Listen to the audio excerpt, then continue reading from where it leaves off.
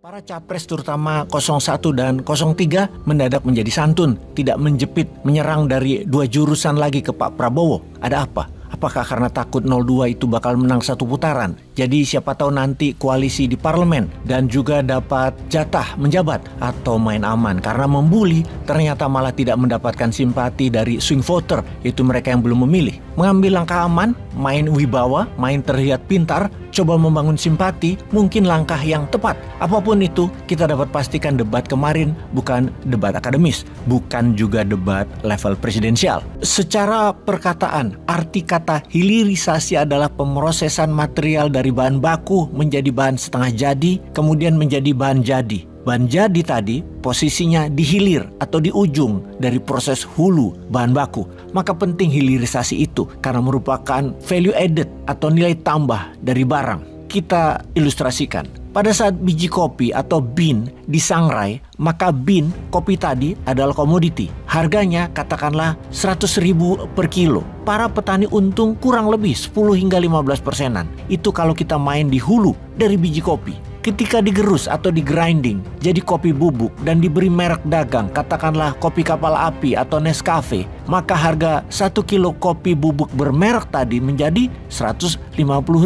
Sudah naik 50% nilainya ketika diberi merek dari komoditas jadi merek dagang. Kemudian ada versi lain, kopi bean tadi atau komoditi hulu tadi diproses jadi kopi bubuk atau midstream hilirisasi, kemudian didistribusikan dalam chain kopi Starbucks yang dibuat suasana rumahan, santai, ramah. Maka kopi tadi jadi experience, jadi pengalaman. Bukan 1 kilo atau 1.000 gram jadi 200.000 rupiah, tapi 20 gram jadi 70.000 rupiah. Itu hilirisasi, itu nilai tambah. Maka yang harus masyarakat fokuskan pada kampanye hilirisasi adalah bukan membuat bahan mentah di hulu atau bahan baku jadi setengah matang dengan smelter, itu masih kopi di grinding. Kalau di dunia mineral namanya di refining atau dimurnikan, di crack, dipisahkan mineralnya. Ya nikelnya, ya feronya, ya litiumnya, semua dimurnikan, dipisah-pisah. Itu proses hilirisasi, bukan smelter yang hanya tungku pembakaran yang disebut hilirisasi. Maka pertanyaannya, mana pabrik refiningnya? Lah kok di Tiongkok?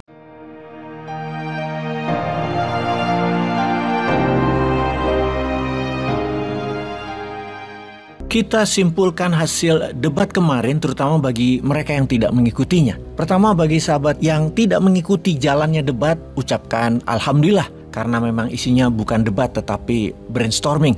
Para capres terutama 01 dan 03 mendadak menjadi santun, tidak menjepit, menyerang dari dua jurusan lagi ke Pak Prabowo. Ada apa? Apakah karena takut 02 itu bakal menang satu putaran? Jadi siapa tahu nanti koalisi di parlemen dan juga dapat jatah menjabat atau main aman karena membuli ternyata malah tidak mendapatkan simpati dari swing voter, itu mereka yang belum memilih. Mengambil langkah aman, main wibawa, main terlihat pintar, coba membangun simpati, mungkin langkah yang tepat. Apapun itu, kita dapat pastikan debat kemarin bukan debat akademis, bukan juga debat level presidensial. Bisa karena acaranya dibawakan seperti cerdas cermat acara kuis zaman dulu tentang pengetahuan umum, tapi kita jelaskan semua informasinya kepada sahabat. Ketika ditanya pemberdayaan dan perlindungan perempuan, calon presiden nomor urut 2 Pak Prabowo Subianto sepakat dengan capres nomor urut 1 Anies Baswedan tentang pentingnya peranan perempuan. Dalam sesi debat bertema kesejahteraan sosial,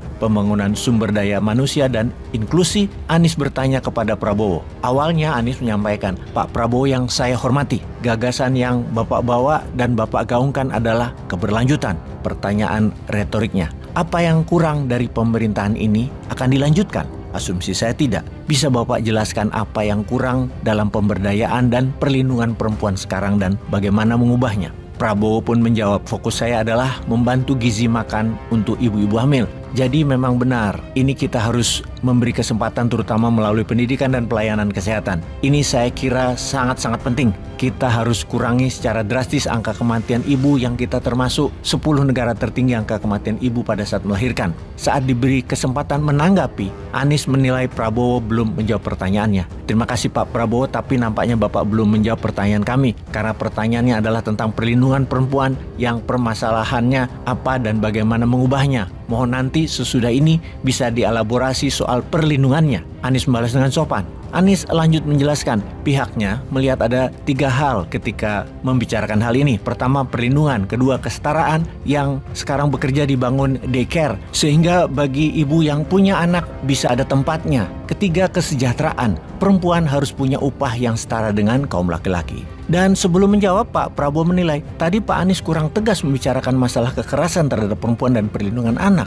Kalimat itu pun tidak dijadikan debat, padahal Pak Prabowo keras mengatakannya. Yang dilanjutkan, kita harus tegakkan hukum. Dalam perlindungan masalah-masalah itu kita tegakkan hukum. Dan itu harus kita tegakkan dengan sekeras-kerasnya. Ya sudah, gitu aja diskusinya. Kemudian kita ke Pak Ganjar. Dalam sesi tanya jawab, calon presiden nomor urut 3, Ganjar Pranowo, mengatakan tidak setuju dengan program kerja makan gratis untuk anak-anak dari Pak Prabowo. Pernyataan itu disampaikan oleh Ganjar setelah Pak Prabowo meminta pendapat tentang program kerja pemberian makanan bergizi, yaitu masalah yang dihadapi bangsa ini adalah banyak sekali anak-anak kita yang kurang gizi atau stunting. Maka saya bertanya, apakah Bapak setuju dengan program kami untuk mengatasi masalah stunting dan menghilangkan kemiskinan, mengurangi angka kematian ibu-ibu dengan memberikan makan bergizi untuk seluruh anak-anak Indonesia? Lantas Ganjar menjawab, kalau ngasih anak-anak untuk mencegah stunting saya tidak setuju sekali karena Bapak terlambat.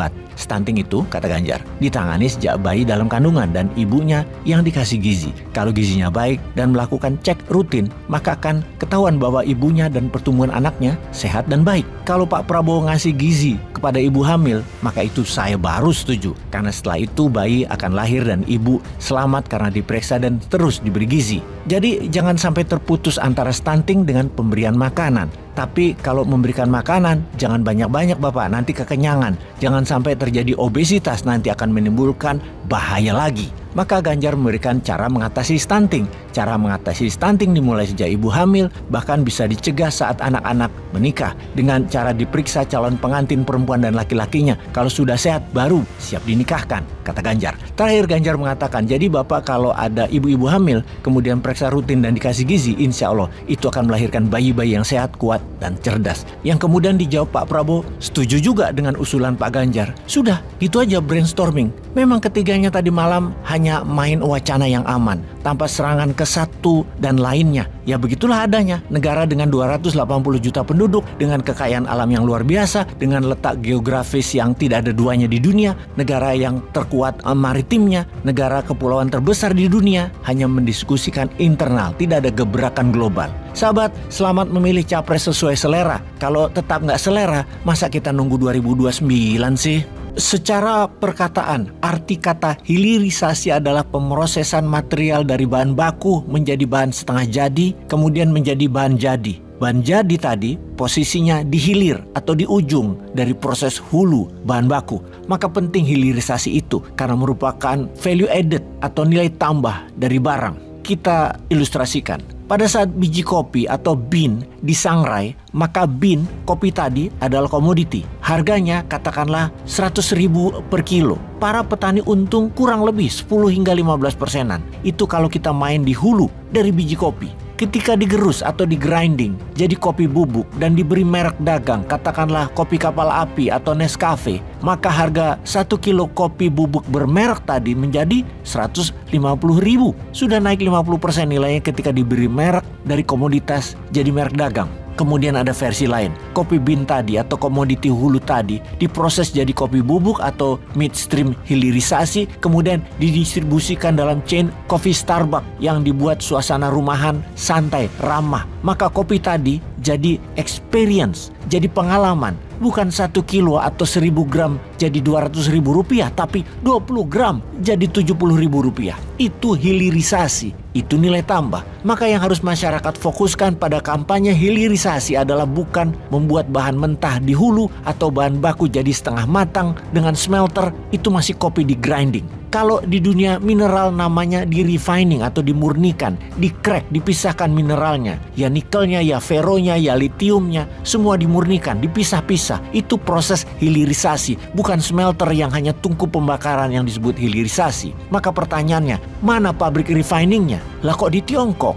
Atau begini deh, cara melihat dari sisi yang lain. Bisakah membedakan hilirisasi dengan berdikari? Berdikari adalah jargon berdiri di atas kaki sendiri. Dan mengapa kita pertanyakan hal tersebut? Bisakah Anda membedakan hilirisasi dengan berdikari? Karena kalau hilirisasi semuanya asing, itu tidak membuat Indonesia berdikari. Berdikari itu smelternya milik lokal, refiningnya milik lokal. Perlu diperjelas mengapa harus lokal. Bisakah membedakan kalau refiningnya mayoritas milik si Asep anak Garut, atau si Poltak anak Medan, atau si Basit anak Makassar dengan refining milik Tiongkok? Cuannya kalau Asep yang pegang, cuannya bisa buat bangun rumahnya di Garut, buat beli sawah di Garut. Kalau si Poltak yang punya, cuannya buat mamaknya dagang di Medan, beli rumah susun di Medan. Kalau yang punya Tiongkok, kemana uang itu? Sudah nikelnya habis, uangnya hanya dapat buat upah buruh saja dan pajak yang nilainya hanya seuprit. Kita contohkan berdikari sekarang yang menjadi jargon terkenal zaman Soekarno. Pada 27 Oktober 1945, Kasman Singodimedjo, saat itu Menteri Kehakiman pertama Republik Indonesia sekaligus tokoh masyumi, berinisiatif mendirikan PLN dari menasionalisasikan perusahaan listrik Belanda seperti NV Aniem, Ogem, GBO, Ebalon, NIGMN, dan lain-lain untuk mengorbankan semangat berdikari, berdiri di atas kaki sendiri agar Indonesia berdaulat. Dalam prosesnya, Kasman menggerakkan para pemuda pekerja listrik Belanda tersebut untuk merebut sekaligus menduduki perusahaan-perusahaan Belanda ini secara paralel dinasionalisasikan menjadi jawatan gas dan listrik negara oleh pemerintahan Republik Indonesia yang selanjutnya menjadi PLN, perusahaan listrik negara. Intinya saat itu para tokoh kemerdekaan seperti Kasman Singodimedjo dan lain sebagainya telah melakukan semangat berdikari berdasarkan pasal 33 ayat 2 Undang-Undang Dasar 1945 guna mempersiapkan pembangunan Indonesia yang dimulai pasca kemerdekaan. Nah, kalau semangat berdikari digaungkan, maka hilirisasi harus sejalan dengan keberdikarian. Harus dimiliki oleh putra bangsa sendiri. Bekerja sama dengan asing boleh, tapi minoritas. Jangan seperti sekarang asing menguasai mayoritas. Kalau dibilang kita ekspor nikel 1.000 triliun rupiah, itu pendustaan, itu hoax, itu merupakan kebohongan publik. Wes, stop asing menguasai mayoritas saham dan kelolaan hilirisasi. Karena tidak akan pernah menjadikan Indonesia berdikari.